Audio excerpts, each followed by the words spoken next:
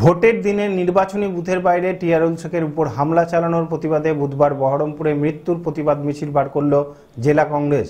প্রসঙ্গত 23শে April vote গ্রহণের সময় বুথের সামনেই টিআরএলসেক নামের এক ব্যক্তির উপর হামলা চালায় দুষ্কৃতীরা।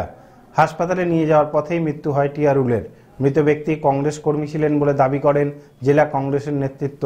ঘটনার পুলিশি তদন্ত চেয়ে বুধবার বহরমপুরে আবু হেনার নেতৃত্বে প্রতিবাদ মিছিল বার করেন কংগ্রেস কর্মীরা। আমাদের একজন কংগ্রেস কর্মীকে বুথের মধ্যে বুথের 300 মিটারের রেডিয়াসের ভেতরে ঢুকে তৃণমূলের সন্ত্রাসের বাহিনী তাকে হাসুয়া দিয়ে পাশালে দিয়ে খুন করেছে। পেট থেকে তার সমস্ত ভড়ি ফড়ি বার করে দিয়েছে এবং হাসপাতালে আস্তে আস্তে সে মারা গেছে।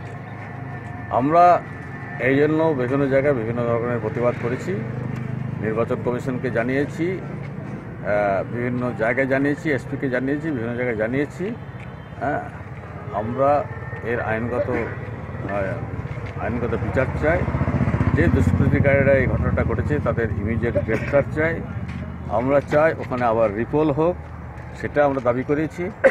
আমরা চাই যে পরিবারের হেড খুন হলেন সেই পরিবারকে আমরা আর্থিক ক্ষতিপূরণ নির্বাচন কমিশন ঠিক করে দিক।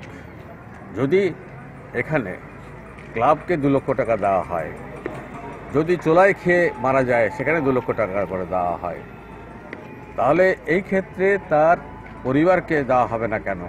এটাই আমার কাছে প্রশ্ন। এবং তার প্রতিবাদে আমরা জেলা কংগ্রেসের তরফ থেকে এখন সবাই ব্যস্ত আছে নির্বাচন নিয়ে, প্রত্যেকটা জায়গায় ব্যস্ত আছে। কালকে 2টো জায়গায় নির্বাচন শেষ হলো, তো আমরা এটা চাইছি।